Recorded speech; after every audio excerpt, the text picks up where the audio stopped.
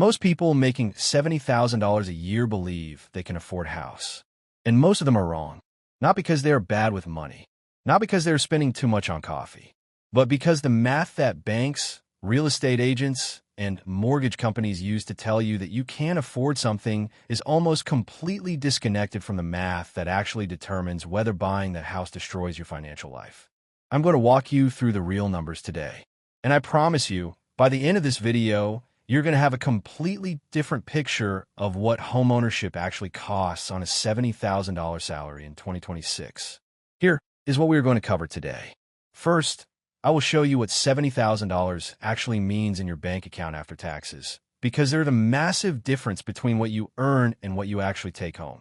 Then we will look at what a house actually costs right now in 2026, and I do not just mean the mortgage payment. I mean the full picture. Then I will show you the markets across the United States where a $70,000 salary actually works for homeownership right now. And finally, I will give you the exact strategies that make this possible, including some programs that most buyers completely overlook. This is a lot of ground. Leave a like so more people can see it, and let's get into it. Part 1. What $70,000 actually means. Let's start with something nobody in the real estate industry wants to talk about. The gap between your gross salary and your actual take-home pay. If you earn $70,000 a year, your gross monthly income is about $5,833. That sounds like a decent number. But after federal income tax, state income tax, which varies but averages around 4 to 5% nationally, Social Security, Medicare, and any benefits deductions like health insurance or a 401k contribution, most people in this income bracket are actually taking home somewhere between $3,900 and $4,400 per month. Let's use $4,200 as our working number, because that is roughly what a single earner in a median tax state brings home. Now, the mortgage industry has a rule. It is called the 28% rule. It says your monthly housing payment, principal, interest, property tax, and insurance should not exceed 28% of your gross monthly income. At $5,833 gross, that gives you $1,633 per month for housing. But here's the problem. That rule is based on gross income. Your mortgage payment comes out of your net income, the money that actually lands in your account. And $1,633 out of a $4,200 take home is not 28%. It is 39% of your actual spendable money. That is a massive difference. And it is why people who technically get approved for a mortgage based on their gross income still end up house poor, barely able to cover anything beyond the mortgage, utilities, and groceries. Part 2. What houses actually cost in 2026. Now let's look at what a house actually costs right now. Not what the listing price says, what you actually pay every month. As of early 2026, the median home price in the United States is sitting around $420,000. Mortgage rates have come down from their 2023 peak, but are still elevated, hovering between 6.5% and 7% on a 30-year fixed loan. So let me run the numbers on a $420,000 home with a 20% down payment, which is the standard benchmark to avoid private mortgage insurance. A 20% down payment on a $420,000 home is $84,000. That leaves you with a mortgage of $336,000. At a 6.75% interest rate on a 30-year fixed mortgage, your principal and interest payment is approximately $2,179 per month. But we are not done. On top of that, you have property taxes. The national average property tax rate is about 1.1% of the home's value per year. On a $420,000 home, that is $4,620 per year or $385 per month. Then you have homeowners insurance. A reasonable estimate nationwide is around $150 to $200 per month for a $420,000 home. Let's use $175. So your total monthly housing payment is approximately $2,179 plus $385 plus $175. That is $2,739 per month. On a $4,200 take-home pay, that is 65% of your entire take-home income. Gone. Before groceries, before your car payment, before utilities, before your phone bill, before anything. And we have not even talked about maintenance. The widely cited rule for home maintenance is that you should budget 1 to 2% of your home's value every year for upkeep. On a $420,000 house, that is $4,200 to $8,400 per year, or $350 to $700 per month. Your roof, your HVAC system, your plumbing. These things do not care what your salary is. They break on their schedule, not yours. The headline number that gets most buyers into trouble is the mortgage payment. They see $2,179 a month and think, okay, I can manage that.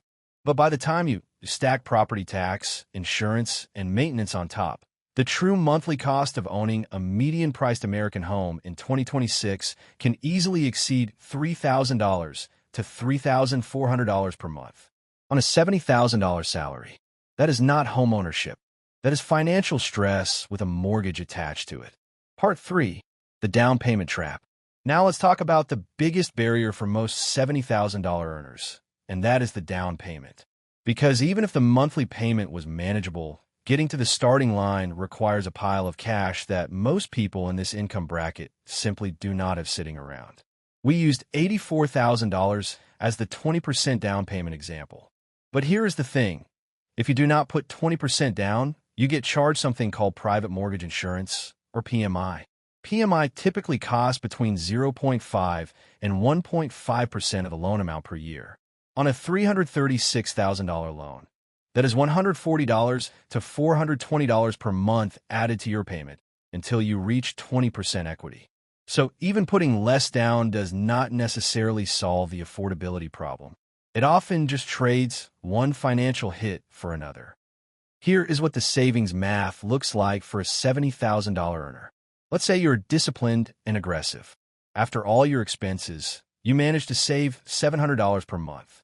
That is actually quite good at this income level. At $700 per month, it would take you 10 years to save $84,000 for a 20% down payment. And that assumes home prices do not rise during those 10 years, which historically they always do. This is the trap. Housing prices have risen on average about 4 to 5% per year over the long term in the United States. If home prices average just 4% annual appreciation, a $420,000 home today is a $622,000 home in 10 years. Your $84,000 target just became a $124,000 target. You are running to catch a bus that keeps accelerating. But here is where it gets more complicated. The down payment is not even the full upfront cost. You also have closing costs, typically 2 to 5% of the loan amount. On a $336,000 mortgage, that is another $6,700 to $16,800 due at closing. Budget-conscious buyers need to plan for all of it. Part 4. Markets where $70,000 actually works. Now here is the important counterpoint, because this is not a video designed to tell you homeownership is impossible on $70,000. It is designed to show you the honest math so you can make a real decision. And the reality is that the median U.S. home price is just an average. There are entire regions of this country where a $70,000 salary is perfectly positioned for homeownership. The National Association of Realtors tracks housing affordability by metro area. Let me give you a few specific examples of where this math actually works in 2026. In cities like Memphis, Tennessee, Cleveland, Ohio, Pittsburgh, Pennsylvania, or Tulsa, Oklahoma, median home prices are significantly below the national average, in many cases sitting in the $180,000 to $250,000 range. On a $200,000 home with a 20% down payment, your mortgage drops to $160,000. At 6.75%, that is a principal and interest payment of roughly $1,038 per month. Add property tax and insurance, and you're looking at around $1,350 to $1,500 per month total, which is about 32 to 36% of a $4,200 take-home. That is tight, but it is workable. The National Association of Realtors publishes a Housing Affordability Index each quarter. A score of 100 means a median income family can exactly afford a median-priced home. In 2025 and into 2026, markets like Toledo, Ohio, Youngstown, Ohio, and Peoria Illinois have consistently had affordability scores above 150, meaning households actually have more income than needed to comfortably qualify. For a $70,000 earner specifically, these markets are genuinely achievable. The trade-off is obvious. These cities often have lower average salaries, different job markets, and different lifestyles. But if remote work is a factor in your life, and for a growing segment of the workforce in 2026, it is, then geographic flexibility is a legitimate financial tool. A remote worker earning $70,000 from a coastal company while living in a Midwestern city with $200,000 median home prices is in a fundamentally different position than someone trying to buy in San Jose or Seattle. Part 5. The strategies that change the math. Now let's talk about what actually moves the needle if you're set on buying. Because there are several legitimate strategies that significantly change the affordability equation, and most buyers never fully explore them. Strategy 1. FHA loans. If you're a first-time buyer or have not owned a home in the last 3 years, an FHA loan allows you to put as little as 3.5% down with a credit score of 580 or higher. On a $300,000 home, that is a down payment of $10,500 instead of $60,000. Yes, you pay mortgage insurance premiums, currently about 0.55% per year on the loan balance, but you get into the house years earlier and start building equity sooner. For many $70,000 earners, this is the most realistic entry point. Strategy 2. Down payment assistance programs. According to the Down Payment Resource Database, there are over 2,000 down payment assistance programs available across the United States as of 2026. These are state, county, and city-level programs that provide grants or forgivable loans specifically to help first-time or moderate-income buyers cover down payments and closing costs. The income limits on many of these programs cap at 80 to 120% of the area median income. And in a significant number of markets, $70,000 falls right inside that window.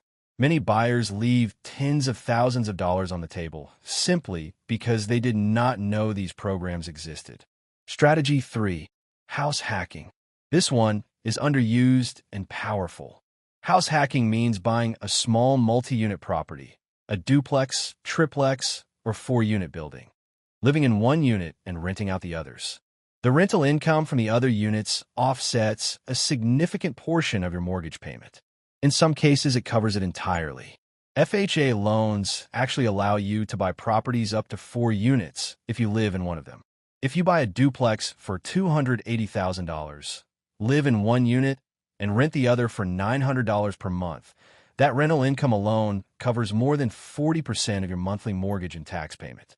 Your effective housing cost drops dramatically, and you are building equity in an investment property at the same time. Strategy 4. Buying below median. The most reliable way to make homeownership work on $70,000 is to stop targeting median-priced homes and instead look aggressively at properties priced at 60 to 70% of the local median. In a $300,000 median market, that means targeting homes in the $180,000 to $210,000 range. These are often smaller homes, older homes, or homes that need cosmetic work. But for a buyer willing to put in some effort over the first few years, the financial difference is enormous. Strategy 5. Wait, save aggressively, and time the market rationally. This one is counterintuitive after everything we just discussed, but hear it out. Mortgage rates have a larger impact on affordability than home prices in many cases. A $400,000 home at 7.5% costs more per month than a $420,000 home at 6%. If rates continue to fall as the Federal Reserve's rate cut cycle continues, and economists forecasts as of early 2026 point toward further rate reductions, waiting 12 to 18 months while aggressively building your down payment and your savings could land you in a meaningfully better financial position than buying today at higher rates. Part 6. The honest answer. So, can you actually afford a house on a $70,000 salary in 2026? Here is the honest answer. At the national median home price of $420,000, no. The real all-in monthly cost exceeds what most $70,000 earners can comfortably sustain without becoming house poor and sacrificing retirement savings, emergency funds, and basic financial stability. But in markets where home prices are at or below $250,000, and especially with access to FHA financing, down payment assistance programs, or a house hacking strategy, yes, homeownership on $70,000 is genuinely achievable. It is not easy and it requires serious discipline, but the math works. The 3 things you need to take away from this video are these. First, never judge affordability by the gross salary rule. Run the numbers on your actual take-home pay. The difference will change your entire picture. Second, the down payment and closing costs are not optional line items. They're the gatekeeping variables that determine whether you are ready to buy right now or whether you need 12 to 24 more months of focused saving. Third, location and loan strategy are the 2 levers that actually move this from impossible to possible. Where you buy and how you structure the financing matters more than almost anything else. If this video changed how you're thinking about homeownership, share it with someone you know who is trying to figure this out right now. Because most people are making this decision with incomplete information and it costs them for decades. Drop a comment below and tell me which city you're looking to buy in and what your timeline is. I read every single one, and I often make videos based on what you were telling me you need. And if you want to watch next, I have a video right here on how to save your first $100,000 faster than you think is possible on a middle-class income. It directly connects to everything we just talked about. Subscribe, and I will see you there. Just a reminder, I'm not a financial advisor.